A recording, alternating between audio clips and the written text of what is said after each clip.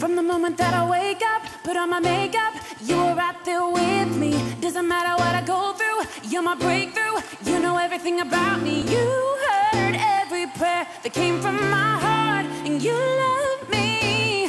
Yes, you love me. Woo! When I think of how you made me, it's amazing. I reflect your beauty every moment that I'm living. No counting your thoughts toward me. You're great. Ke kalian untuk kita berbagi ya, diskusi ya. Kalau ada yang mau tanya langsung ya, kalau enggak nanti nggak keburu nanyanya ya, teman-teman yang lain nggak bisa dengar. Kita mau benar-benar kita sadar Tuhan kasih kita dua macam weapon. Satu weaponnya adalah untuk kita bertahan. Nah, tapi ada lagi weapon yang untuk kita menyerang ya. Kenapa? Kalau kita sudah belajar grand design-nya Tuhan, lawannya setan tuh bukan Tuhan loh. Setan mah nggak ada apa-apanya sama Tuhan. Tuhan udah pasti menang kok, nggak mungkin. Tapi Tuhan mau kita yang rule over segala sesuatu yang di dunia ini termasuk si jahat. Sehingga kita Tuhan perlengkapi juga dengan sesuatu yang menyerang, bukan cuma bertahan. Sebab di kejadian Tuhan ajarin kita apa? Taklukkan bumi itu. Taklukkan bumi itu bukan hanya ngomong kasih nama binatang ya. Terus kita kuasai bumi jadi rame orang atau kita tebangin pohonnya semua gitu loh. Nggak begitu juga. Nggak menaklukkannya dengan begitu. Taklukkan, kuasai, dominate, dominion ini bumi ini dengan kuasa Tuhan. Jangan biarkan ada kuasa lain yang bekerja dengan sepengetahuan kita. Tidak boleh.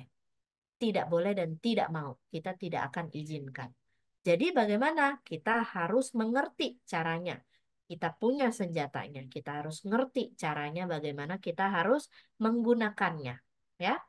Hari ini PPT-nya aku mau kalian fokus ya sama aku. Kita akan banyak buka ayat. Makanya nggak bisa ditaruh semua di PPT. It's just too crowded gitu. Nggak enak lihatnya nanti. Kita mau share. Yang pertama adalah senjata pertahanan. Senjata pertahanan dulu nih. Ya.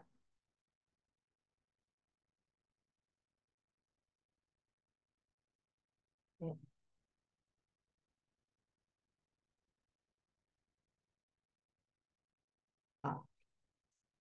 Ya, senjata pertahanan kita sudah sering dengar ya di Efesus 6 ya ayat 13 sampai 17. Nah, tapi ini sekilas ya. Kalau bertahan harus ngerti tapi menyerang juga. Makanya ada dua sisi nih hari ini. Yang pertama senjata pertahanan kita itu untuk perlindungan diri kita. Efesus 6 ayat 13 sampai 17. Boleh kita baca ya sama-sama ya? Bolehkah aku meminta Natasha untuk bacain Efesus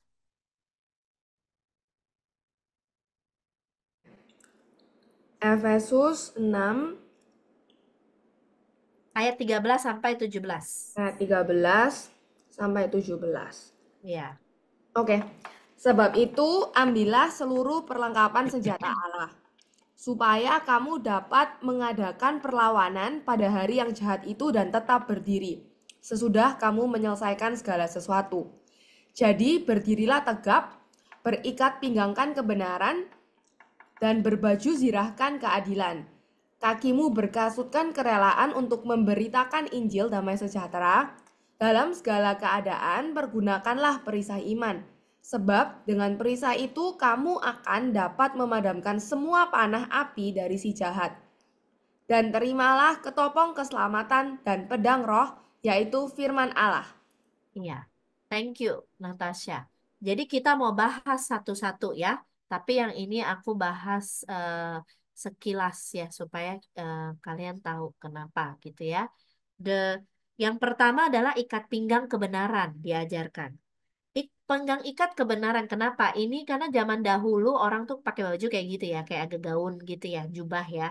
Jadi perlu diikat supaya apa? Gampang geraknya, bisa cepet gitu loh. Tapi diikat dengan apa? Dia bilang kebenaran. Nah, kebenaran ini bukan lagi ngomongin kebenaran Tuhan, tapi kebenaran diri kita. Kita hidup di dalam kebenaran. Kalau kita hidup di dalam kebenaran, kita jujur, ya, kita tulus, kita terbuka, kita eh, apa berintegritas. Nah, itu kita hidup di dalam kebenaran. Kebalikan dari kebenaran apa? We are not being truthful gitu maksudnya ya. Nah, kalau tidak hidup dalam kebenaran gimana? Kita berada di dalam kemunafikan, kepura-puraan. Itu tidak boleh. Kalau kita melakukan itu, kita lagi membuat diri kita itu sulit bergerak. Ya, jadi kita harus ikat jubah kita. Kita ikat supaya kita bisa bergerak. Tuhan ngapain kita ikut apa mau ngapain kita jalan bisa bergerak. Tapi kita harus buang segala kemunafikan kita, kepura-puraan kita, segala sesuatu yang kita lakukan itu yang gak dari hati. Harus kita kita buang, tidak berkedok ya, sehingga kita bisa melakukan kehendak Allah. Sulit sekali loh, makanya Tuhan itu suka ngomel sama orang Farisi, orang Saduki, karena mereka itu nggak not being truthful gitu loh orangnya, dan itu nggak oke. Itu akan membuat mereka tidak bisa melakukan kehendak Allah. Bagaimana itu kita bisa lakukan bertahan? Kalau kita buka celah yang seperti itu, kita nggak bisa bertahan. Kita harus mengenakan kebenaran itu, diikat pinggang kita, supaya kita bisa melakukan kehendak Tuhan. Itulah perlindungan kita yang pertama. Lalu yang kedua, baju jirah keadilan. Baju jirah itu rompi, ya. The breastplate. Nah, ini gambarnya kurang nih kayak bajunya ya. Bajunya agak kurang. Harus ada depannya. Baju jirah, ya. Baju jirah yang breastplate itu yang nutupin, ya, melindungi hati secara rohani, jantung secara fisik. Hati ngomong eh, melindungi hati kita, ya. Di 1 Tesalonika 5 ayat 8 berkata, tetapi kita adalah orang-orang siang. Baiklah kita sadar, berbaju jirahkan iman dan kasih. Boleh ya dibantu ya, ada di chat box ya, biar teman-teman gak ketinggalan. Tetapi kita yang adalah orang-orang siang, baiklah kita sadar, berbaju jirahkan iman dan kasih, dan berketopongkan pengharapan keselamatan. Di sini disebut keadilan, ya. Keadilan, bagaimana kita perlu berbaju jirahkan keadilan. Bagaimana keadilan itu ada, kita tidak bisa andalkan dari keadilan manusia.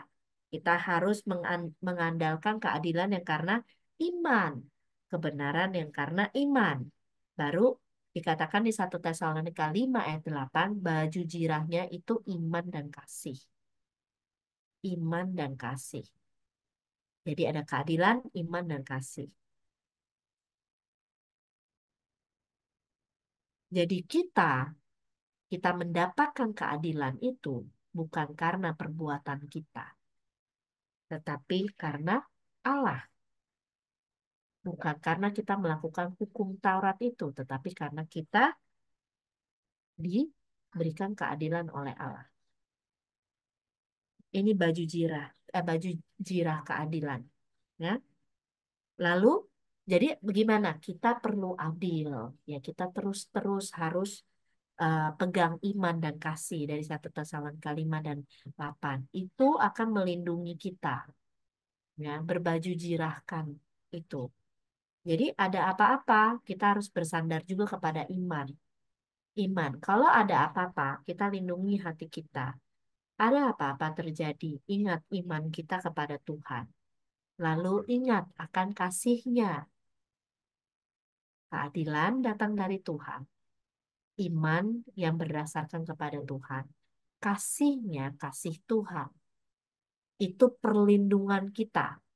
Pernah nggak sih kita pernah merasa kita sedang diserang, lalu muncul hal-hal yang di hati kita dan bikin kita nggak enak gitu ya. Lawannya kita perlu nggak? Enggak, aku percaya Tuhan Yesus sudah mati di kayu salib bagiku. Aku akan mendapatkan keadilan itu dari Tuhan. Aku diselamatkan karena darah Yesus. Lalu kasih, aku percaya sama Tuhan karena Dia mengasihi aku. Lindungi hati kita sehingga itu tidak bisa diserang. Yang paling mudah sering kita dibikin hati kita nggak enak. Ya, ayo di sini yang emosional-emosional, yang lebih sensitif. Jadi salah satu sisi bagus Tuhan bisa pakai banyak di area perasaan kita, otak emosional kita. Tapi satu sisi kita juga harus berjaga-jaga karena kalau memang itu sensitif, iblis juga bisa masuk lewat sana. Jadi baju jirah itu harus menjaga kita dengan iman, kasih, dan keadilan yang daripada Tuhan. Kita harus ingat selalu, oke, it's okay. Aku nggak akan goyah. Hatiku nggak akan galau. Kenapa? Karena Tuhan mengasihi aku. Mau bapak dan ibuku membuang aku, kata Daud. Tapi Tuhan selalu mengasihi dan menerima aku. Jadi itu melindungi aku. Ya. Lalu yang ketiga adalah kasut. Kasut itu sendal, kasut itu alas untuk mengabarkan Injil damai sejahtera. Kasut itu membuat kita bisa berjalan cepat dan jauh. Artinya ada siap sedia, ya. Tapi siap sedia untuk apa? Untuk mengabarkan Injil damai sejahtera. Jadi bagaimana? Untuk perlindungan kita, kita harus ngerti yang namanya Injil. Tapi orang Kristen suka kagak ngerti, gitu loh. Dan di sini dikatakan kita harus punya kerelaan mengabarkan Injil damai sejahtera. Kita harus punya kerelaan, kita mengerti, kita hafal Injil-Injilnya.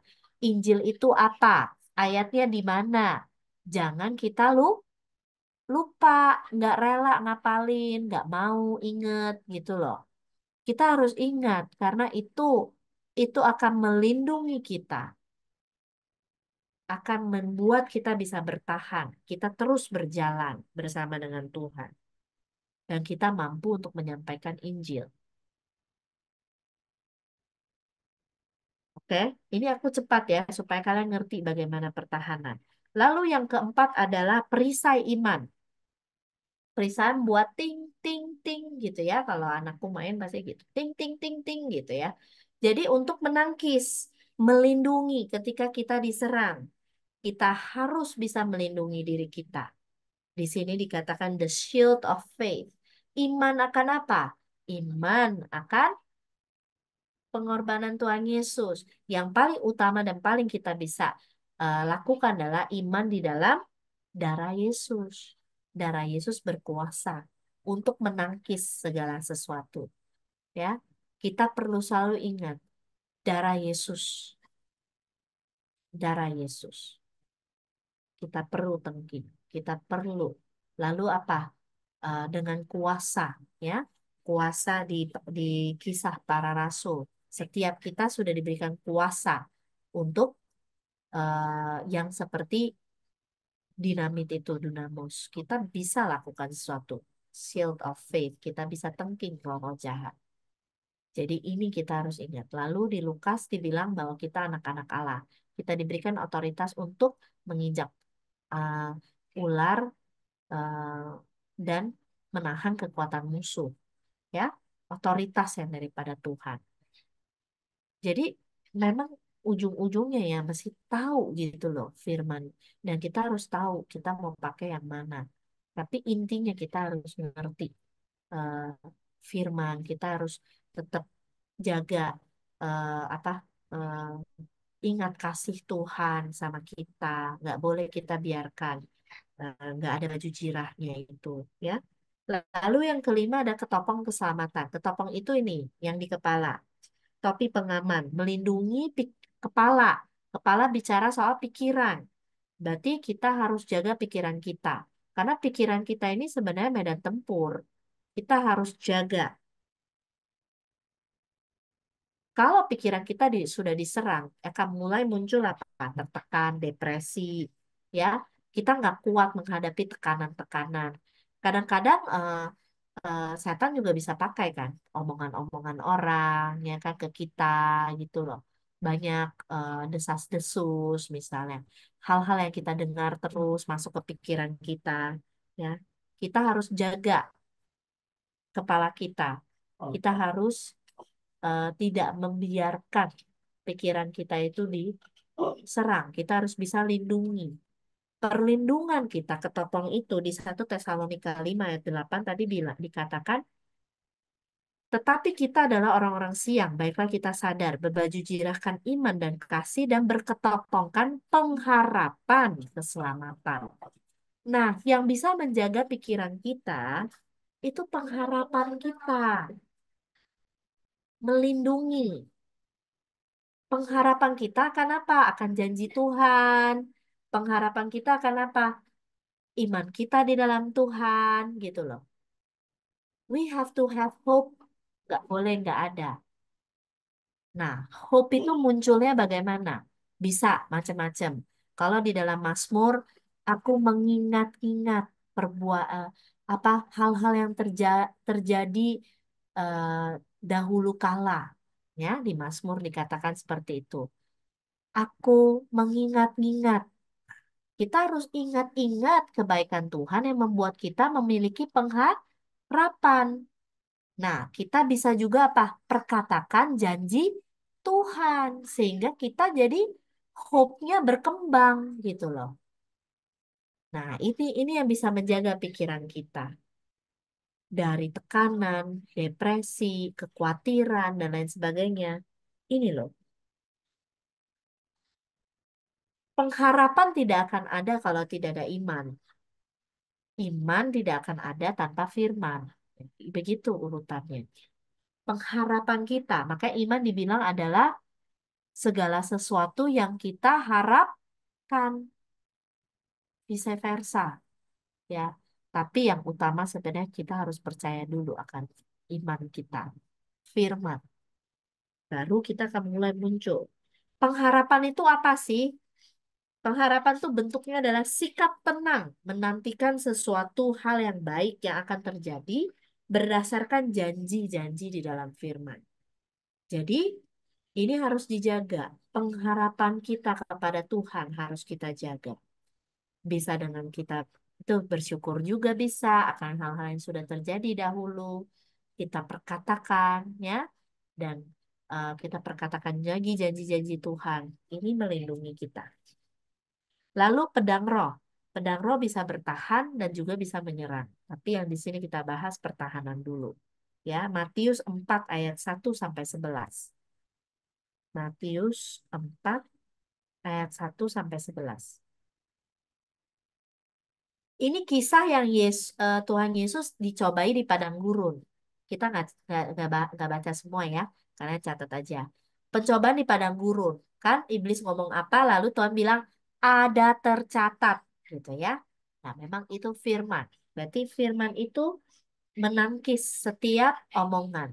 Kita harus tahu perkataan Tuhan untuk kita bisa menangkis ya nggak benar dari Tuhan. Dan itu iblis diam langsung, bungkam itu. Nggak akan bisa berbicara lagi.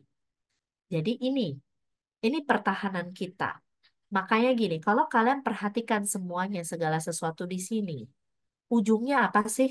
Boleh nggak ada yang bisa jawab? Ujungnya apa sebenarnya intinya? Ayo, simpulin. Apa yang paling penting? Coba Sencen yang ramai situ. Siapa yang buka tadi? Kesimpulannya apa? Dilawan dengan firman. Tahu firman. Kalau nggak tahu, nggak ada yang bisa dipakai. Ya, itu dulu. Lalu iman harus berkembang kepada pengharapan. Iman harus berkembang kepada kasih. Iman, pengharapan, kasih. Iman yang pertama firman. Makanya gini, apakah kita bisa bertumbuh kalau kita tidak disiplinkan untuk baca firman? Sulit sih. Nggak tahu apa-apa soalnya. Kalau dipencet, files do not exist gitu loh. Susah, nggak tahu. Files not found gitu ya. File not found gitu kan. Nggak bisa, nggak keluar gitu loh. Tapi pertahanan kita harus ngerti ini mau dipakainya bagaimana. And then yang pertama itu we are being truthful. We cannot be, nggak bisa hypocrite. Yang lain firman, ada beberapa yang bukan. Satu, being truthful. Nggak bisa kalau nggak truthful sama Tuhan. Berikan pinggangkan kebenaran. Oke, di sini pertahanan. Makanya gini loh, kita akan bisa bertahan ketika kita terbuka. Terbuka awal pemulihan itu. Ya, silakan Cindy. Being truthful di hadapan Tuhan itu maksudnya seperti gimana, Ci, sikap hatinya? Ya, sikap hatinya ya kita nggak nggak menutupi, kita nggak kita tidak ya berkedok gitu loh kayak someone else. Nggak, gue being truthful sama Tuhan, apa adanya sama Tuhan. Jadi maksudnya kayak kalau misalnya lagi marah, lagi sedih, lagi kecewa, apa tuh Iya, nyatakan ungkapkan ke sama Tuhan. Tuhan. Iya, nyatakan sama Tuhan. Bukannya bersikap kurang ajar sama Tuhan, tapi Tuhan aku marah loh, gitu. Karena ketika kita sudah berani mau datang pada Tuhan apa adanya, dan kita dengan terbuka ya, dengan benar-benar transparan sama Tuhan, apakah Tuhan tidak akan menolong kita? Tuhan menolong. Tuhan akan juga menolong kita bisa keluar dari situasi itu. Makanya kita bisa bertahan. Seringkali gitu kan. Tapi yang enggak itu apa atau enggak? Kalau kita itu nggak mau jujur sama Tuhan, kita nggak mau ngaku sama Tuhan, kita juga nggak punya kerendahan hati, nggak mau tunduk sama Tuhan, sulit biasanya. Biasanya kayak gitu nggak bertahan dan makin lama makin buruk keadaan. Pertama-tama kita harus terbuka, hati kita harus terbuka sama Tuhan. Karena dengan begitu kita baru bisa melakukan kehendak Tuhan. Orang yang nggak jujur di hadapan Tuhan sulit bisa bisa eh, bisa lakukan apa yang Tuhan mau. Itu seperti itu. Oke? Ya, aku nggak berlama-lama karena aku tahu waktunya nggak akan muat kalau dua. Aku terlalu dalam di sini, tapi sekilas kalian supaya ngerti nih. Oke, nih pikiran gua nih yang mulai diserang nih, gitu ya. Oke, gua mesti pakai pengharapan nih, gitu ya. Terus, oke, gue mesti agak bergerak nih. Gue em, nggak boleh stuck nih di sini. Oke, coba be truthful, pakai ikat pinggang ya, supaya cepat jalannya kan. Ya, terus mesti berkasutkan kerelaan ya, supaya jalannya juga bisa enak gitu ya. Oke, harus tahu ini Injil apa? Injil itu kekuatan Allah. Tuhan Yesus sudah mati di kayu salib bagi aku karena dosa manusia dan menyelamatkan dan memberikan anak yang tunggal sehingga aku yang percaya kepadanya dosaku diampuni dan hidupku diperbaharui di dalam Tuhan. Ya kan? Terus apa? Kalau berasa nih mulai ada serangan, serangan, serangan gitu ya. Kayak ting, tiba-tiba ada pikiran begini. Ting, ada pikiran begini. Darah Yesus. Atau misalnya tiba-tiba ada hal-hal ya, manifestasi ya, sesuatu yang terjadi gitu. Darah Yesus. Aku percaya darah Yesus sudah menyucikan aku. Aku percaya darah Yesus. Langsung kita tengking, kita tangkis itu loh. Nah, jadi ngerti ini mesti kalian kuasai. Kalau enggak, kita keok ini gitu loh. Kita enggak bisa bertahan gitu. Padahal Tuhan sudah memberikan kita otoritas, kuasa untuk menahan kekuatan musuh. Kita nggak akan bisa sebenarnya disentuh-sentuh sama sama kuasa jahat. Tapi kita harus punya mengerti ini loh, pertahanan kita apa.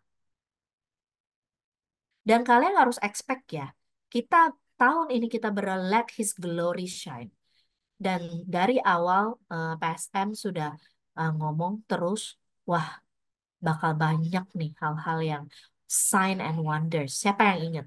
Ko Martin sudah ngomong ya, sign and wonders. Dan itu terus kita juga doa Tuhan murnikan.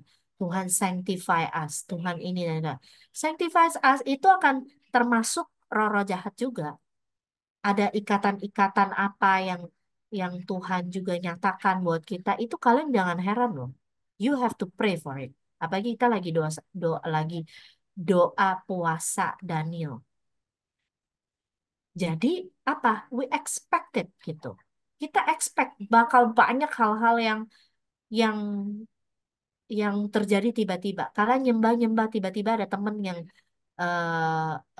apa mungkin ada kita sih sebutnya manifestasi ya, tapi ekspresi-ekspresi misalnya yang kok ekspresi dari si jahat yang ini gitu. Expected, aku udah expect kok.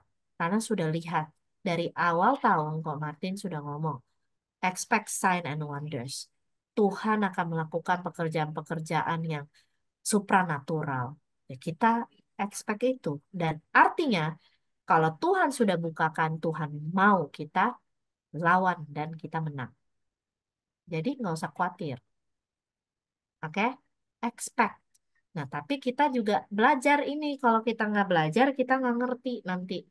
Kita pikir, kok aku begini gitu. Kok aku gini gitu. Nggak expected. Kesembuhan terjadi. Pembersihan terjadi. Pembersihan itu ya termasuk hal-hal yang begitu yang secara kuasa jahat, secara dosa, secara apa. Semua dibersihkan karakter yang buruk. Semua kita dibersihkan. We expect itu terjadi. Makanya doa puasa ini, harapin itu, doa sama Tuhan. Aku pribadi berdoa, Tuhan, anak-anakmu yang masih terikat, yang masih ada ikatan-ikatan yang kagak jelas Tuhan. Yang mau dari nenek moyang, nenek moyang, nenek moyangnya, semua Tuhan tolong bukakan. Tuhan bukakan. Kenapa? Kita tidak mau ada sentuhan-sentuhan dari kuasa jahat sedikit pun. Keep on praying. Aku berdoa secara pribadi untuk kita semua di sini adalah Tuhan bukakan. Sehingga kuasa kegelapan tidak punya tempat sama sekali di dalam kehidupan jemaatmu. Ya, we expect itu terjadi.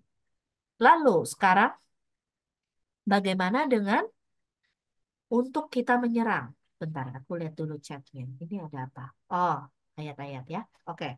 Jadi ini kita bertahan semuanya. Jadi please ya, kalian mesti sadar kalau pikiran aku mulai ngaco, bayanganku, imajinasiku mulai ngaco, ya misalnya gitu ya. Udah mesti tahu, oh ini ini aku mesti tengking nih. Yang ini aku mesti banyak bersyukur dan perbesar pengharapanku nih untuk jaga pikiran. Untuk hati mesti jaga iman, keadilan ya, dan juga kasih daripada Tuhan. Banyak perkatakan. Banyak ingat waktu-waktu di mana Tuhan menyatakan kasih-Nya kepada kita. Lalu kalau kita udah mulai kayak kok nggak gerak atau apa, ingat Injil. Kita perkatakan lagi Injil. Ya, kita lakukan untuk kita menjaga diri kita. Lalu untuk menyerang bagaimana? Ada 4 senjatanya. Yang pertama adalah doa. Ya, doa itu bukan doa hanya memohon. Banyak macamnya ya. Tapi yang di sini yang mau dibahas adalah doa yang tidak jemu-jemu. Doa yang terus-terusan. Doa yang ofensif. Bukan doa yang hanya menunggu. Gitu loh. Enggak. Kalau Tuhan bilang, apa yang diikat di bumi diikat di sorga, apa yang dilepas di bumi di sorga, dilepas di eh apa yang diikat di bumi diikat di sorga, apa yang dilepas di bumi dilepas di sorga. Berarti itu apakah kita tunggu? Enggak, kita proaktif ya. Efesus 6 ayat 18. Efesus 6 ayat 18 ya. Nah, ini kan tadi di atas diajarin perlengkapan rohani semuanya. Lalu di bawah yang ayat 10 tuh akhirnya hendaklah ya kan kamu kuat.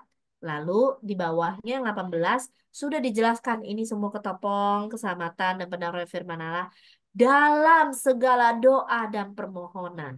Now you know kenapa disiplin pribadi perlu. Kenapa doa bersama juga perlu. Setiap hari kita berdoa. Dan permohonan berdoalah dalam segala waktu. Di dalam roh berjaga-jagalah di doamu. Itu dengan permohonan tak putus-putusnya. Ini doa yang bukan doa yang cuma tenang-tenang aja doa gitu loh. Enggak, ini doa yang benar-benar siaga ya. Doa yang benar-benar ngerti nih, ofensif ini, bukan hanya defensif. Doa itu seperti peluru kendali antar benua. Ya, mesti kita mesti tahu nih, doa itu besar kuasanya, tidak terbatas tempat, tidak terbatas eh, mau waktu misalnya di Nanjing di Amerika pagi, di Indo malam gitu. Enggak terbatas. Bisa doa itu melampaui segala sesuatunya seperti itu.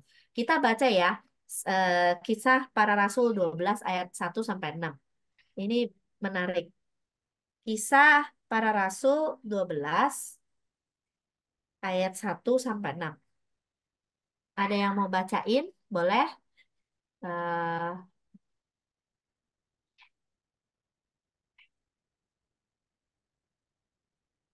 silakan. Siapa yang mau baca? William ya? Oke, Kisah Para Rasul 12 ayat 1 sampai 6. 6. Yes. Kira-kira pada waktu itu Raja Herodes mulai bertindak dengan keras terhadap beberapa orang dari jemaat.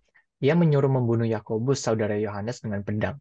Ketika ia melihat bahwa hal itu menyenangkan hati orang Yahudi, ia melanjutkan perbuatannya itu dengan menyuruh menahan Petrus. Waktu itu hari raya roti tidak beragi. Setelah Petrus ditangkap, Herodes menyuruh memenjarakannya di bawah penjagaan 4 regu, masing-masing terdiri dari 4 prajurit. Maksudnya ialah, supaya sehabis Paskah ia menghadapkannya ke depan orang banyak.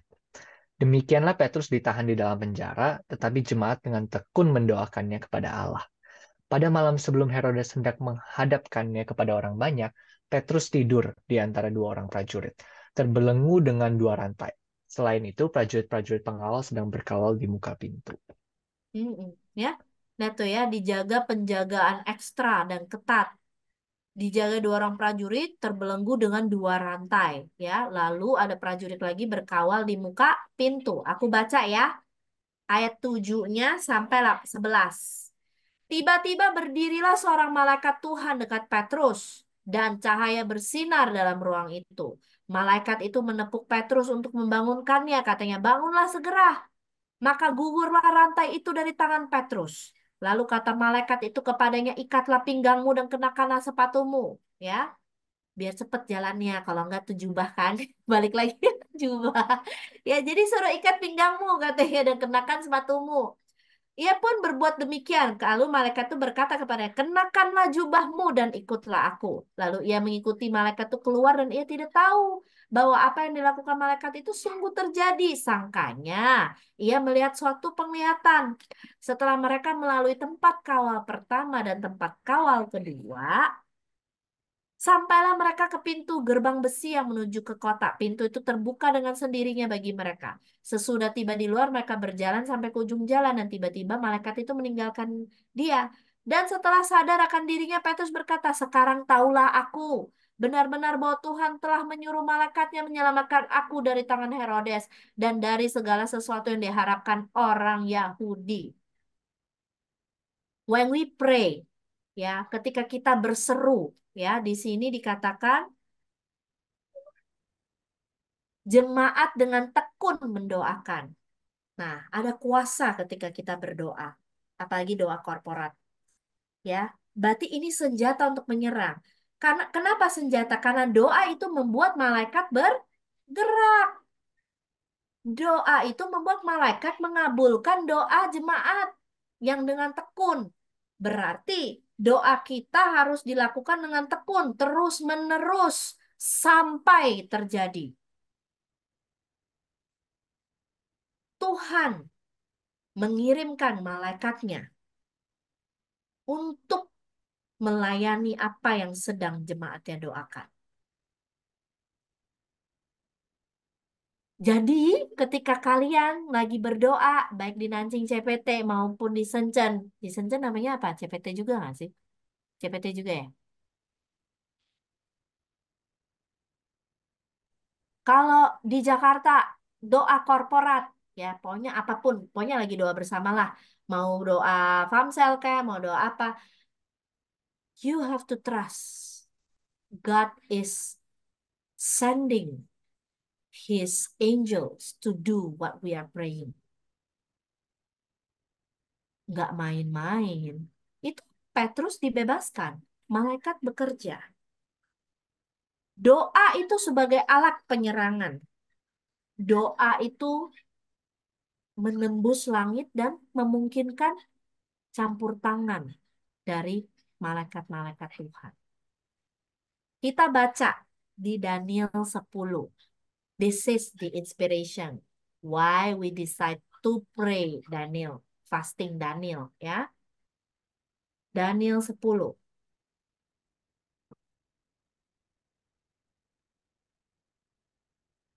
Ini agak panjang. Boleh nggak kita bagi dua-dua? Silahkan untuk teman-teman di Shenzhen. Boleh bagi nggak? Baca sampai ke 15. Satu orang baca dua-dua. Boleh? Yang di Shenzhen rame-rame. Susah nggak? Mic-nya di mana? Bisa, Pes? Bisa ya? Oke, dua-dua ya. Sampai ke 15. Judulnya adalah Penglihatan Daniel di tepi sungai. Kalian bacanya Daniel atau Daniel? Daniel. Daniel. Oke, penglihatan Daniel di tepi sungai Tigris. 1, silakan. Pada tahun ketiga pemerintahan Koresh, raja orang Persia, suatu firman dinyatakan kepada Daniel yang diberi nama Belteshazzar. Firman itu benar dan mengenai kesusahan yang besar. Maka dicamkannyalah firman itu dan diperhatikannyalah penglihatan itu. Ayo, Pada waktu itu aku Daniel berkabung 3 minggu penuh. Makanan yang sedap tidak aku makan. Daging dan anggur tidak masuk ke dalam mulutku dan aku tidak berorak sampai berlalu 3 minggu penuh. Pada hari ke-24 bulan pertama, ketika aku ada di tempat sungai besar, yakni sungai Tigris, kuangkat mukaku lalu kulihat, tampak seorang yang berpakaian kain lenan dan berikat pinggang emas dari Ufas. tubuhnya seperti permata Tarsis dan wajahnya seperti cahaya kilat. Matanya seperti suluh yang menyala-nyala, lengan dan kakinya seperti kilau tembaga yang digilap. Dan suara ucapannya seperti gaduh orang banyak. Hanya aku dan Daniel melihat penglihatan itu. Tetapi orang-orang yang bersama-sama dengan aku tidak melihatnya. Tetapi mereka ditimpa oleh ketakutan yang besar, sehingga mereka lari bersembunyi. Ayat 8, demikianlah aku tinggal seorang diri. Ketika aku melihat penglihatan yang besar itu, hilanglah kekuatanku. Aku menjadi pucat sama sekali dan tidak ada lagi kekuatan padaku. Lalu aku dengar suara ucapannya, dan ketika aku mendengar suara ucapannya itu, jatuh pingsanlah aku tertelungkup dengan mukaku ke tanah. Ayat 10, tapi ada suatu tangan menyentuh aku dan membuat aku bangun sambil bertumbuh pada lutut dan tanganku. Katanya kepadaku, Daniel, engkau orang yang dikasihi. Camkanlah firman yang kukatakan kepadamu, dan berdirilah pada kakimu, sebab sekarang aku diutus kepadamu. Ketika hal ini dikatakannya kepadaku, berdirilah aku dengan gemetar. 12. Lalu katanya kepadaku, janganlah takut, Daniel, sebab telah didengarkan perkataanmu sejak hari pertama engkau berniat untuk mendapat pengertian dan untuk merendahkan dirimu di hadapan Allahmu. Dan aku datang oleh karena perkataanmu itu. Pemimpin kerajaan orang Persia berdiri 21 hari lamanya menentang aku. Tetapi kemudian Mikael, salah seseorang dari pemimpin-pemimpin terkemuka, datang menolong aku, dan aku meninggalkan dia di sana berhadapan dengan raja-raja orang Persia. Lalu aku datang untuk membuat engkau mengerti apa yang akan terjadi pada bangsamu pada hari-hari yang terakhir. Sebab penglihatan ini juga mengenai hari-hari itu. Ketika dikatakanlah hal ini kepadaku, kutundukkan mukaku ke tanah dan aku terkeluh. Oke, 16. Udah selesai. Thank you ya. Nah, ini puasa yang kita lakukan sekarang ini. Kita mau berdoa sama-sama. Kita percaya ketika kita berdoa bersama-sama, kita berseru bersama-sama sama Tuhan, maka ada hal-hal yang sedang Tuhan kerjakan bagi kita. Ada hal-hal yang Tuhan sedang utus malaikatnya untuk kerjakan bagi kita. Ketika ini terjadi, ketika kita sungguh-sungguh berdoa kepada Tuhan, Tuhan sendiri mengirimkan malaikat-malaikatnya untuk melayani, untuk melakukan apa yang sedang kita doakan bagi kepentingan kita. Selesai berdoa, makanya baru malaikat Tuhan membawa jawaban, ya, jawaban bagi Daniel. Jadi jangan jemu-jemu berdoa. We have to pray until what we are praying for come to pass. Itu kita harus doakan benar-benar. Even though puasa Daniel ya, pilihan gak apa-apa. Ya, aku puasa Daniel pantangin hal-hal yang ini. Kenapa? Kemarin kita asal gini, yang paling penting tuh doanya gitu loh. Doanya sambil kita juga merendahkan diri kita di hadapan Tuhan. Kita perlu ya kita kan lagi apa? Tuhan, aku ini loh, Daniel katakan dia berkabung. Dia tidak berurat berhari-hari, dia doa terus gitu loh. Kesungguhannya harus sama, ya nggak perlu sama lah, nggak mandi gitu kayak dia gitu kan, nggak perlu. Tapi kita perlu kesungguhannya sama, kesungguhannya sama. Ya kita mau lakukan itu. Nah kita kemarin ada usul memang kita mau doa full gitu ya. Tapi karena mengingat bahwa kita akan segera EG, maka kita jangan apa kita tidak suggest untuk full begitu karena apa? Kita mau jaga kesehatan juga, jaga tubuh kita juga supaya kita bisa staminanya stabil gitu loh. Ya ini beda-beda ya, cuma karena supaya itu kita ambil yang puasa Daniel aja. Tapi kesungguhannya harus sama, tidak ada bilang gak sungguh-sungguh juga, sama kesungguhannya, sama sungguh-sungguhnya, sama berkabungnya, sama kita sama-sama eh, doanya bener-bener gitu. Dan expect, ini loh yang aku bilang, expect kita mau harapkan sesuatu terjadi. Karena firman Tuhan bilang begitu. Pasti nggak ada perawanan? Ada. Justru itu, the angels on our behalf. Itu tadi dibilang Mikael. Mikael bantu, dia perangin orang-orang penguasa-penguasa, orang-orang kuat yang ada. Dia bantu, dia perangin, dia yang berdiri di ini. Tapi hanya bisa ketika kita berdoa. That's why we need to pray. We really need to pray. Ya, aku juga seneng banget besok kita akan doa korporat juga di MOI untuk doa korporat di Jakartanya. We have to pray. Dan ini nggak melulu ngomong soal kepentingan, misalnya kita lagi doain apa gitu ya untuk yang ini. Loh, untuk keluarga kita juga gitu. Dari kita di sini, berapa banyak yang kita lagi berdoa untuk sesuatu. Dan Tuhan, kita harus doa tanpa jemu-jemu. Kita harus berseru siang dan malam. Di Lukas 18, ini ayatnya kenapa nggak kecatat ya? Lukas 18. Oh, ya ini Lukas 18 tentang hakim ya, yang wanita itu datang ke hakim, dia tidak jemu-jemu terus-terusan. Terus-terusan. Ya, terus-terusan meminta kepada Tuhan. Oke, this is what we're doing. Gitu loh. Bukannya kita kayak, ya puasa lagi buat apa misalnya gitu ya.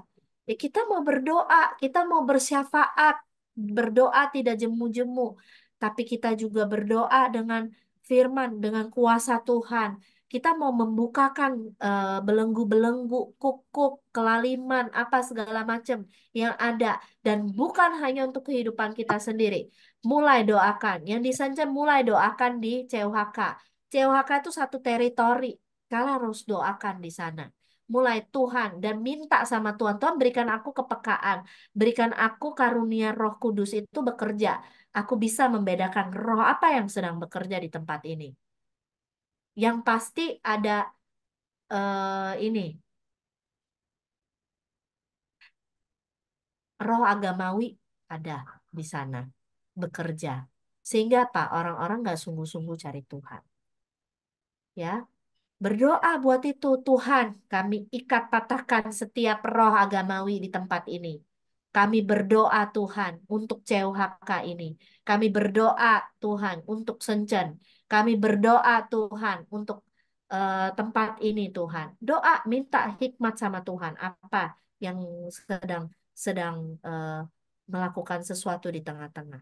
Kalau kalau eh, di CUHK sudah harus doa, roh perjinahan, roh percabulan, ya, di Nanjing juga di CPT-CPT kampus lah, itu sangat rawan semuanya.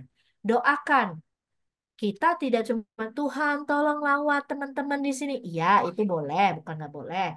Tapi kita mau doanya juga ofensif, bukannya cuma doa-doa minta-minta sama Tuhan. Enggak, karena kuasa sudah Tuhan berikan buat kita. Ya tentu kita tetap minta sama Tuhan ya. Ini jangan salah kaprah ya. Tetap minta karena dialah yang empunya segalanya. Tapi Tuhan sudah berikan kita kuasa. Sehingga kuasa itu harus kita pakai. Kita nggak bisa diem aja. Kita nggak bisa lihat ada teman-teman satu-satu yang hancur hidupnya. Terus kita diem. Enggak. Kita orang-orang percaya yang nggak selfish. Kita orang-orang percaya yang mau melakukan kehendak Tuhan. Tuhan udah mati di kayu salib buat kita semua, buat orang-orang termasuk itu yang orang-orang yang mungkin nyebelin gitu ya, mungkin yang nggak respon bener, nggak responnya baik ketika kita ngabarin Injil. Tuhan sudah mati buat orang-orang itu gitu loh. Dan kita mau berdoa buat mereka. Kita nggak mau diam. Kita nggak mau diam, kita mau ofensif, kita doakan. Dan minta hikmat benar-benar sama Tuhan. Tuhan, apa yang mesti kita lakukan? Tuhan, apa yang mesti kita doakan? Sudah doakan, apa habis itu apa Tuhan? Ada waktu-waktunya aku doakan beberapa orang. Aku datang bukan dengan eh, misalnya ngomong firman banyak. Enggak loh, Tuhan lucu loh. Gini, beliin dia dompet ini nih, gitu. Hah? Oh gitu Tuhan. Oh gitu. Aku bilang, iya, nanti kasih dia. Pas dia ini pas kamu ketemu. Oh gitu Tuhan. Iya, kasih. Aku taat aja. Beliin, kasih. Di rap yang bagus. Tulis kata-kata yang bagus. Kasih, gitu loh. Udah, ya kan? Itu tanam. Satu lagi, tabur lagi. Ada lagi gini, dingin. Dia kayak ratu es gitu ya. Ini aku cerita kebanyakan cewek. Karena aku kan dulu masih single kan. Jadi nggak ini. Terus, cewek, oke. Ini kamu coba kunjungin ke rumahnya, nggak ngomong apa-apa sih, cuma beliin makanan terus makan bareng. Oh gitu Tuhan, oke, aku ikutin. Karena aku bukan orang yang sangat ngerti ya, aku nggak seahli orang-orang yang pandai membangun hubungan gitu. Nggak seahli itu. Tapi itu yang Tuhan pimpin. Ketika itu tabur, tabur, tabur, tabur. Ada waktunya, ada ada waktunya, dia bisa terbuka, bisa cerita, bisa ngobrol, gitu loh. Ada yang dingin sedingin es, ya begitu pelan-pelan gitu ya. Lalu ada juga yang bawaannya salah paham terus ya kan. Terus gimana? Tuhan buka jalan ketika orang tuanya sakit. Terus aku kunjungin, aku temenin berhari-hari di rumah sakit. Sampai akhirnya mamanya meninggal. Iya, jadi gimana? Akhirnya jadi temenan sama bapaknya juga gitu. Ya akhirnya bisa, udah nggak salah paham, udah ada trustnya gitu. Kadang-kadang ya begitu ya. Caranya beda-beda, tapi ini kita doa, minta hikmat sama Tuhan.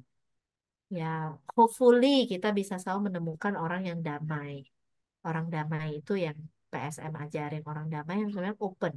Open eh, to new thoughts ya, open terhadap Injil dan lain sebagainya. Tapi doakan, minta tanya sama Tuhan dan Tuhan bisa kasih tahu kok ya. Nah itu mungkin ya malaikat mendatangkan kabar pesan ya kan, apa yang mesti dilakukan. When we diligently, fervently praying, ya itu akan dilakukan. Atau ada hal-hal tertentu. Di sini juga ada. Ada yang berdoa lama, terus Tuhan jawab. Aku lihat sendiri. Tuhan menjawab doa kita. Dan expect the angels is working for us. Tuhan menyuruh malaikat-malaikatnya bekerja untuk kita. Doakan, mulai doakan. Kita kita misi kita, visi kita ada menjadi terang bagi kota. Terang bagi kota. That's why kita nggak akan jadi gereja yang selfish. Kita mau. Kalau kita lihat fenomena nih aneh nih. Kok misalnya nih ya, misalnya aja gitu ya. Di Moi gitu ya misalnya. Naik turun kok cewek-cewek pakai baju seksi semua misalnya gitu ya. Misalnya gitu. Kita nggak tinggal diam. Bukannya gini, ih tuh gitu. Enggak. Kita mulai doain gitu loh.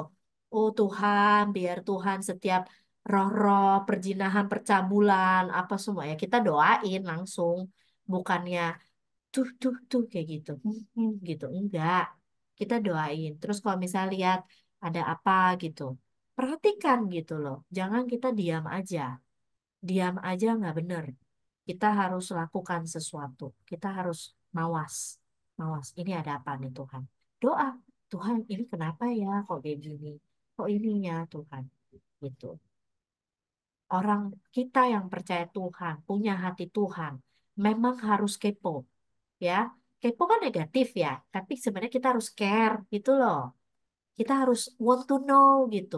Tapi bukan yang model ini ya jadi nggak sopan gitu enggak tapi kita how are you what you've been going through gitu apa kenapa gitu loh aku zaman dulu aku Tuhan latih begini zaman dulu kan zaman BlackBerry siapa yang pakai BlackBerry di sini udah nggak ada ya jadi kalau zaman BlackBerry BBM itu karena orang zaman dulu katrok kan ya masih wih BBM gitu ya belum ada WhatsApp WhatsApp belum terkenal waktu itu ya jadi pada pakai BBM semua orang tulis status dong ya kan nah Tuhan ajarin aku untuk coba lihat status teman-temanmu yang lagi galau-galau itu yang mana gitu yang lagi galau ditanyain kamu kenapa gitu loh ya cerita deh gitu ya iya nih aku gini-gini ya sebenarnya kan orang taruh di status karena pengen ditanya kalau enggak ngapain dia povang dia dia umumkan kepada seluruh pengguna BBM jadi ya udah kita tanya dong gitu ya itu paling aman nggak mungkin dia marah kalau kita tanya karena dia emang sengaja mau taruh gitu loh. Nah, jadi kita coba tanya ya. Nah, ini salah satu hal-hal yang bisa kita praktis gitu. Itu semua aku dapat di dalam waktu doa gitu loh. Zaman dulu belum ada 101 bagaimana eh, relation apa building relation skill gitu ya. Kalau sekarang aku sama PSM udah certified. Tapi zaman dulu belum diajarin. Eh, apa discussion skill management betul rasa discussion skill ya kan terus apa relationship skill gitu argumentation skill gitu zaman dulu nggak ada belajarnya gitu tanya Tuhan doa gitu praying berdoa itu akan memberikan kita jawaban ofensif kita harus ofensif tanya Tuhan mau apa gitu loh Tuhan aku mesti gimana. Oke, doa. Makanya nih, selami dan apa namanya eh, hayati puasa Daniel ini. Bayangin Daniel, aku Daniel terus Daniel ya, Daniel yang terus tidak jemu-jemu berdoa kepada Tuhan, terus gitu loh, dan imani bahwa Tuhan sedang mengirimkan malaikatnya bagi kita melakukan apa yang perlu dilakukan. Oke, imani dan aku sendiri pribadi aku baca ini aku sebenarnya aku pengen dong Tuhan lihat malaikat ya pengen lihat matanya menyala-nyala itu apa kayak gimana gitu loh kalau Daniel dikasih lihat boleh nggak aku lihat gitu loh aku juga pengen gitu ya yang mau doa deh sama-sama siapa tahu kita semua dapat lihat kan puji Tuhan ya oke yang kedua senjata yang kedua adalah puji-pujian Kalau zaman dulu ada lagu sebab ada kuasa dalam pujian. Ya, kalau zaman sekarang praise the Lord, oh my soul, ya kan? Ya, jadi ketika kita puji-pujian kepada Tuhan, maka musuh dan lawan itu dibungkam. Mazmur 8 ayat 3. Mazmur 8 ayat 3. Kok salah sih ini? Mazmur 8 ayat 3. Wah, benar. Dari mulut bayi-bayi dan anak-anak yang menyusu telah kau letakkan dasar kekuatan lawanmu untuk membungkamkan musuh dan pendendam. Ya, baca lagi di Matius 21 ayat 16.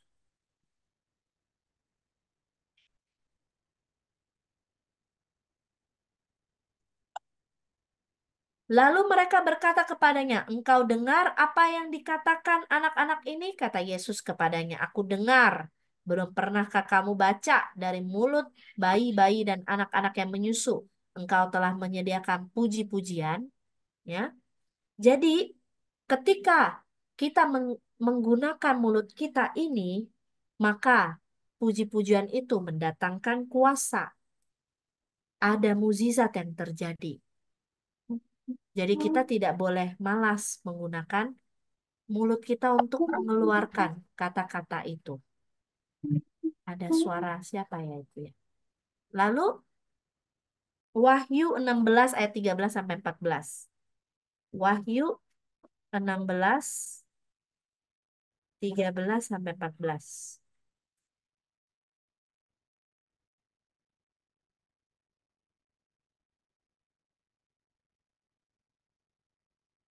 Nih, roh jahat juga menggunakan lewat mulut. Jadi kita pun harus lawan gitu loh dengan puji-pujian kita, dengan apa yang keluar dari lidah bibir kita. Wahyu 16 ayat 13 sampai 14. Dan aku melihat dari mulut naga dan dari mulut binatang dari mulut nabi palsu itu keluar 3 roh najis yang menyerupai katak. Itulah roh-roh setan yang mengadakan perbuatan ajaib dan mereka pergi mendapatkan raja-raja di seluruh dunia untuk mengumpulkan mereka guna peperangan pada hari besar, yaitu hari Allah yang Maha Kuasa. Jadi roh-roh najis itu juga bekerja lewat mulut. Jadi kita hati-hati. Makanya tadi kita udah ada perlindungan ya. Kadang iblis eh, menyerang kita kan. Kita harus pakai baju jirah keadilan, iman dan kasih itu. Supaya itu nggak masuk lalu keluar di mulut kita. Hati-hati loh. Ketika kita marah-marah, kesel, atau kita juga mulai mengutuk ya.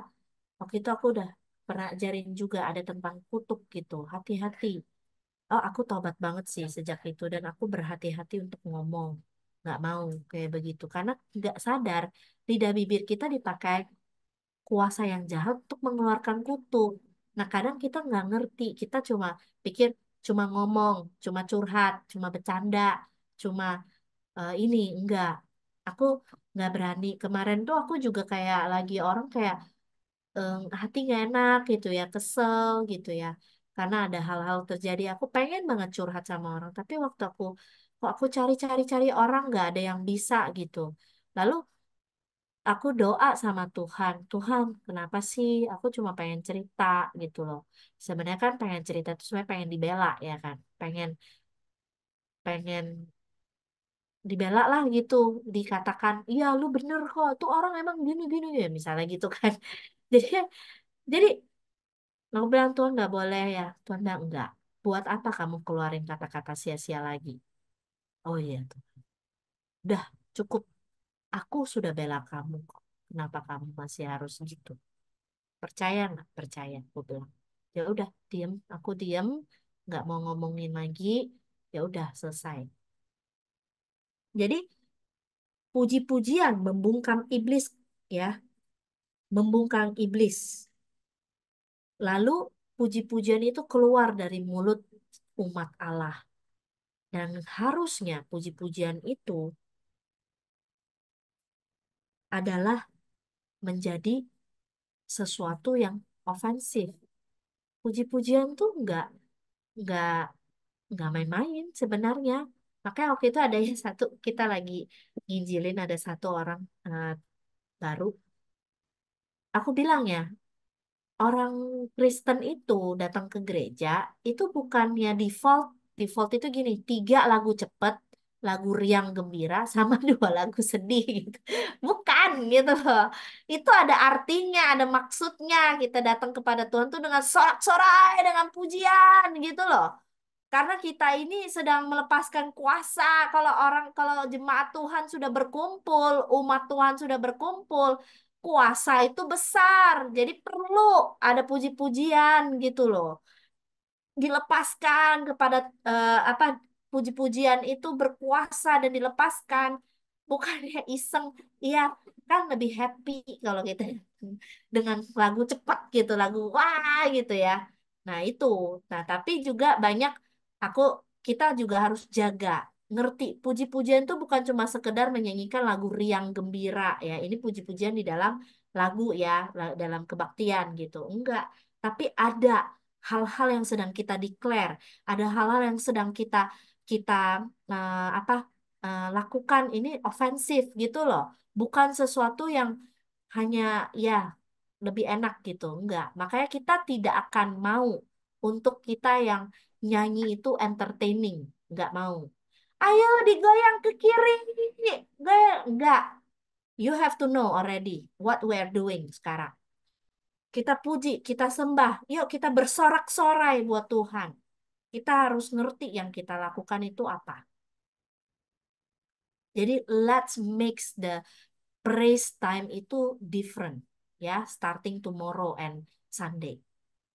Different kind of praise. Because we really praise dari iman, dari firman, dari tahu sadar benar-benar sedang ada kuasa yang dilepaskan. Ya. Setan pakai mulut untuk menajiskan. Setan pakai mulut untuk mengutuk dan lain sebagainya. Kita pakai mulut untuk memuji Tuhan. Kita pakai mulut untuk melepaskan kuasa. Kita pakai mulut supaya apa yang difirmankan itu jadi. Bukan hanya sekedar keluar suara. Enggak. Mazmur 149. Seru nih kalau belajar kayak begini, baru ngeh nih, kok ada firman-firman kayak begini ya. 149 ayat 6.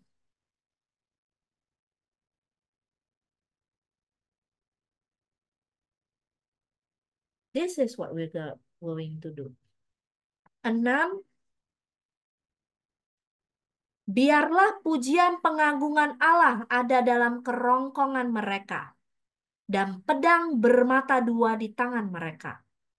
Nih, pedang boleh di tangan. Pujian di mana? Di kerongkongan kita, di mulut kita.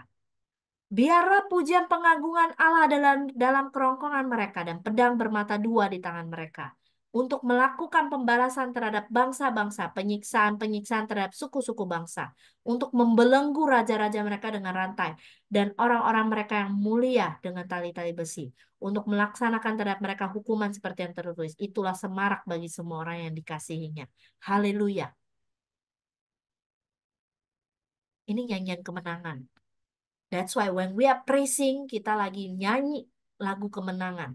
Ketika kita eh, apapun yang sedang kita iniin, keadaan apapun gitu, kita praise, kita puji Tuhan. Tuhan, Engkau Allah yang luar biasa. Engkau apa? Ada waktunya. Haleluya. Terpujilah Allah. Itu paling gampang, haleluya. Terpujilah Allah. Terpujilah Allah. Makanya haleluya bukan bahasa yang haleluya, haleluya deh gitu. Enggak. Haleluya, benar-benar haleluya. Terpujilah Allah kita. Itu hal simple yang bisa kita lakukan. Puji-pujian ya. Tadi pertama doa, kedua puji-pujian, ketiga firman. Yang ofensif itu firman. So, gini loh. Firman bukan cuma di mimbar di gereja ya. Kita makanya gini, kita harus bergerak. Firman itu harus diajarkan sama orang-orang yang kita temui. Makanya that's why pemuritan itu penting. Dan pemuritan tidak selalu gini kita, oke lu gue muridin ya, gini-gini. Enggak, berfungsi. Pemuritannya menjadikan murid, artinya kita bisa juga yang sama-sama belajar. Sama-sama belajar. Kayak kita kalau di sekolah nih, ada temen yang nggak ngerti kita ajarin. Itu kita saling, saling bisa juga terjadi. Firman. Firman Yesaya 55 ayat 11. Ada pertanyaan nggak? Silakan diinterrupt kalau ada. Yesaya 55 ayat 11. Boleh ada satu orang yang membacakan? Cindy mungkin? 55 ayat 11. Hmm, sebentar. Enter.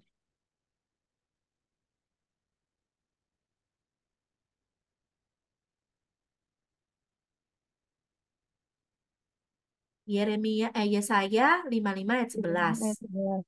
Demikianlah firmanku yang keluar dari mulutku, ia tidak akan kembali kepadaku dengan sia-sia, tetapi ia akan melaksanakan apa yang ku kehendaki dan akan berhasil dalam apa yang kusuruhkan kepadanya. Mm-mm. Yeremia 23 ayat 29. Mungkin yang dinancing, boleh? Yeremia 23 ayat 29.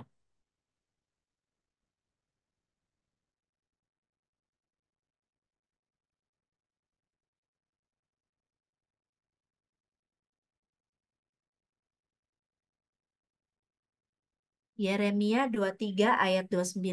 Silakan Novi. Bukankah firmanku seperti api, demikianlah firman Tuhan, dan seperti palu yang menghancurkan bukit batu. Iya, ya. Ibrani 4 ayat 12.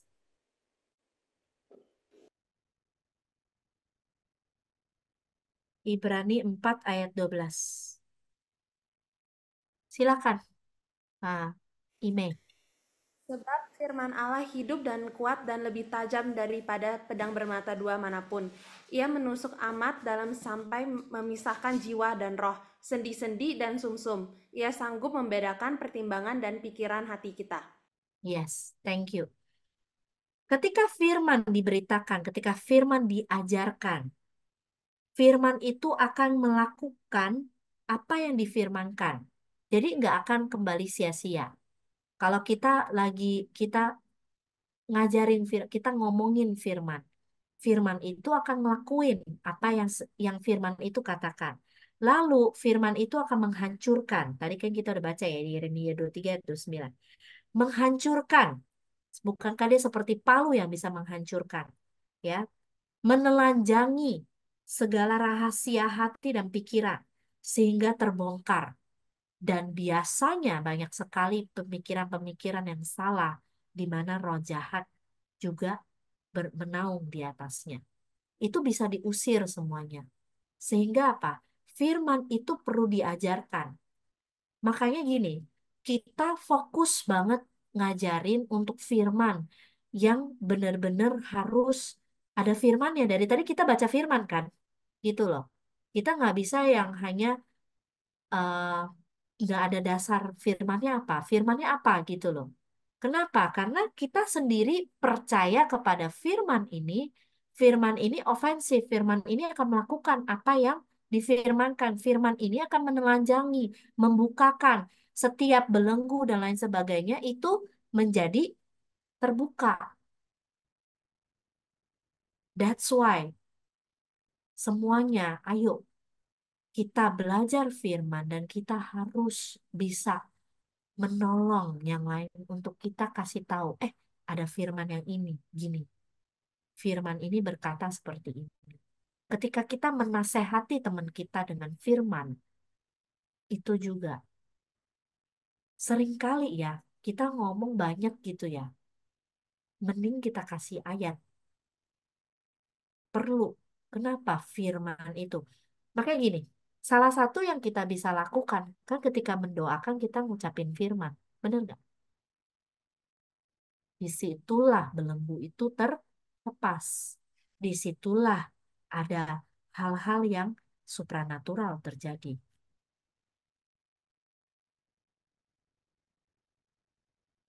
Jadi mulai sekarang gini loh, Aku berharap kita semua, kita belajar firman, kita catat. Nanti kalau perlu dicari bisa. Kita bisa langsung kasih tahu. Kita jangan nggak mau terlalu sombong lah bilang kita ngajarin. Tapi kita kasih tahu. Just share about this. Listen to this. Listen to this sermon gitu loh. You have to listen to this sermon. This sermon is gini, ngajarin kita gini-gini. Kasih tahu teman kita. Kasih tahu poin-poinnya apa. Firman itu akan menghancurkan yang keras, yang mesti dibuang. Lalu yang terakhir, kesaksian. Nah, aku kasih 4 senjata yang ofensif. Pertama tadi doa. Kedua, puji-pujian. Ketiga, tadi firman.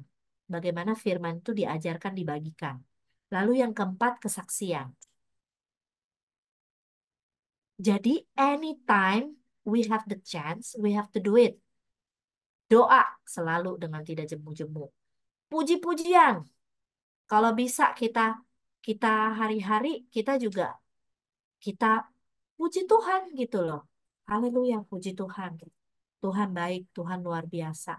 Ada satu Oma Lani, aku seneng banget kalau lihat Oma dengan lancarnya setiap firman itu meluncur dari mulutnya. Karena dia hafal, dia ingat. Dia kalau kalau ngomong nggak usah doa ya. Kalau doa sih luar biasa. Itu udah berapa pasal keluar gitu loh. Pasal ya, misalnya Tuhan Gembalaku yang baik itu satu pasal. Terus seperti Raja Wali itu yang tidak pernah itu satu pasal itu keluar lagi gitu loh. Tapi kalau ngomong juga gitu loh. Kemarin kita video call. Iya puji Tuhan, haleluya gitu ya. Eh, aduh doa Oma dijawab Tuhan. Tuhan baik sekali. Tuhan luar biasa gitu loh. Aku juga harus belajar sih. Aku harus belajar sih. Ya bukan kita jadi agamawi enggak, tapi it really true apa keluar dari hatinya kelihatan lah ya. Yang Shalom, haleluya gitu kan beda. Enggak dia Oma bilang, aduh Oma seneng banget. Oma diberkati sekali, Tuhan itu baik.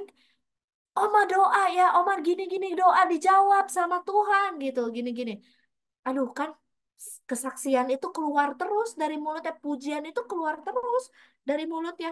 Ya jangan heran kalau Oma kesaksian terus, doanya dijawab sama Tuhan. Gitu loh. Kita harus belajar yang kayak gini. Aku notice banget sih. Aku harus belajar sih. Ini ngomong-ngomong kayak gini, ini berbalik ini pedang bermata dua kan. Iya, bener nih harus belajar beneran. Ya, harus bisa gitu menjadi gaya hidup dan lifestyle. Kalau bisa, aku perhatikan ya. Hmm, Kayaknya kan beberapa tahun lalu aku pernah agak kecelakaan tuh ya sama ada Yudit ada Tian. Kita kepik naik skuter terus kakiku kesleo gitu. Masih kakiku parah lah ya, kelindes gitu ya.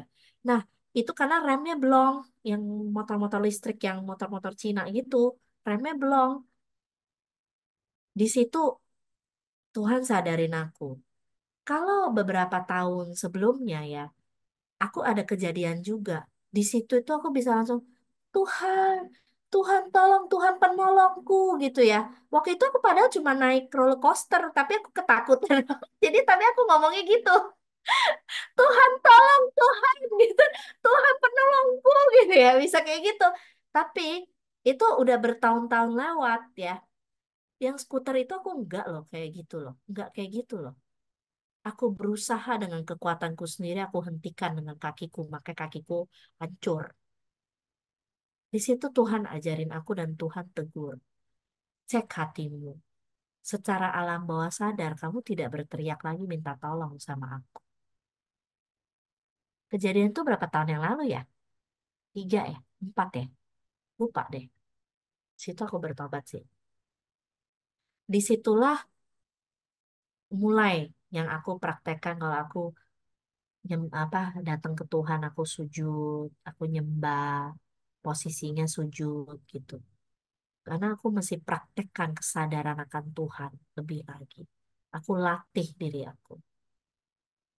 Waktu itu yang kejadian yang roller coaster itu gara-gara diajak naik, ternyata itu sangat menakutkan. Lebih menakutkan dari yang aku pikir, makanya aku sampai teriak begitu. Jadi itu ceritanya roller coasternya itu yang bawahnya nggak ada, kakimu tuh ngegantung, cuma tempat duduk doang. Tapi roller coaster itu beneran itu. Itu di Universal Studio atau apa itu, aku lupa lah. Tapi itu seriusan dia naik tinggi, turun kayak gitu. Itu bawahnya nggak ada. Jadi kita nggak ada kerangka apa-apa kiri kanan. Itu serem banget sih. Di situ aku bisa otomatis sih. Itu alam bawah sadar teriak kepada Tuhan. Nggak di Guangzhou. Itu pas aku ke Jepang sama family. Serem sih. Itu aku sih. Jadi kita akan bisa tahu apa yang ada di hati kita gitu ya. Secara alam bawah sadar itu seperti apa dalam keadaan-keadaan yang seperti itu. Ketika kita sedih sekali, ketika kita kecewa sekali, ketika kita marah sekali, apa sih yang kita lakukan? Apa sih yang berkeliaran di pikiran dan perasaan kita itu apa? Kita bakal tahu. Dan itu akan keluar dari ucapan. Jadi deteksi, ya. Kita mau mulut kita dipakai jadi senjata untuk melawan si jahat. Jangan sebaliknya, gitu loh. Aku sadar sih, aku juga punya punya makanya yang kemarin aku bilang ketika aku belajar tentang kutuk, aku jadi takut dan bertobat. Kadang kita pikir kita berhak untuk ngoceh, tau nggak? Apalagi jadi emak-emak ya, berhak gitu ngocehin anak gitu loh. Enggak, Tuhan nggak mau seperti itu. Not even, nggak even waktu you lagi curhat juga nggak boleh berkatakan yang nggak bener gitu loh. Jadi aku juga oke Tuhan. Karena sebelumnya ada gitu loh. Dan Tuhan bilang, kamu tuh mulutnya lagi dipakai loh sama setan. Dan aku share sama anak-anak ini, ayo kita nggak mau lidah bibir kita dipakai, bukan jadi alat, bukan jadi alat dan anggota tubuh kita, bukan jadi alat bagi Tuhan, tapi malah alat bagi setan gitu loh. Gara-gara apa kita nggak ngerti gitu. Ini nggak boleh gitu loh. Kita perlu jaga ini. Biar lidah bibir kita mengeluarkan kesaksian akan perbuatan Tuhan, akan kehebatan Tuhan, akan hal-hal yang Tuhan kerjakan bagi kita, akan darah Yesus, akan salib Kristus, biar itu yang diucapkan. Biar kesaksian kita akan apa yang Tuhan lakukan dan kebaikan Tuhan. Perlu kita praktekkan bersama-sama. Salah satunya yang kita lakukan, coba kita baca ya, di Wahyu 12 ayat 7 sampai 11. Wahyu 12 7 sampai 11.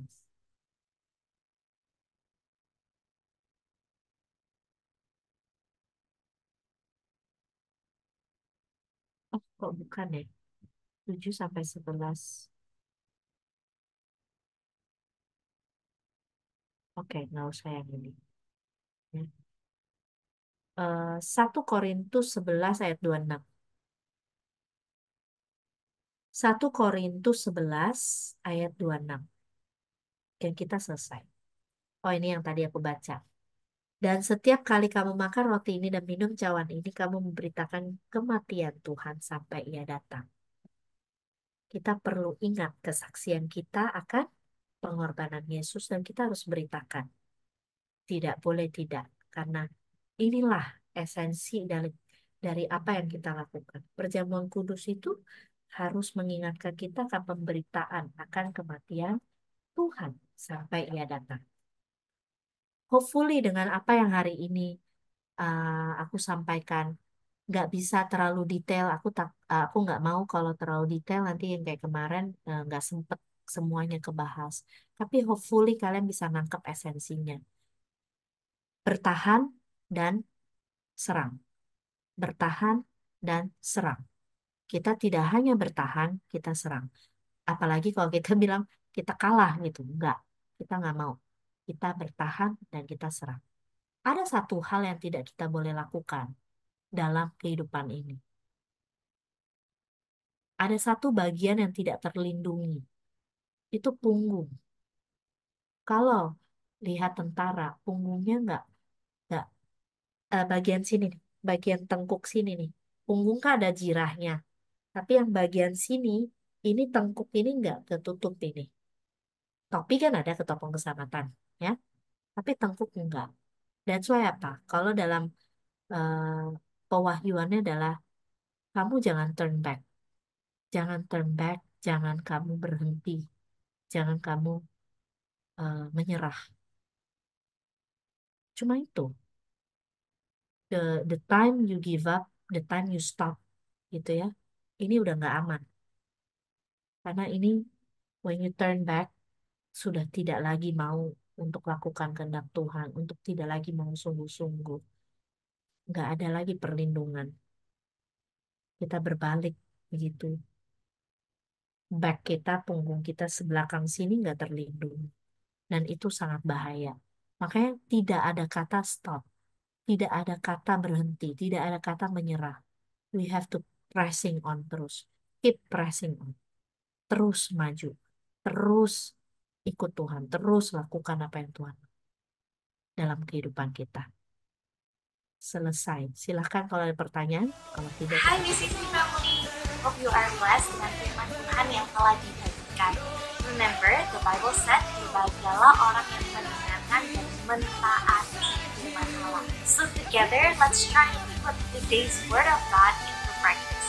Oh, dan aku encourage kita untuk boleh sama-sama follow BCC's Instagram and subscribe to our YouTube account supaya kita boleh terus sama-sama diperlengkapi dan bertumbuh untuk menjadi semakin serupa Kristus. Bagi teman-teman yang membutuhkan dukungan doa, konseling, atau komunitas untuk bertumbuh, you are very welcome to DM us on Instagram atau juga bisa email pada alamat yang tertera. See you soon ya BCC Family. God bless.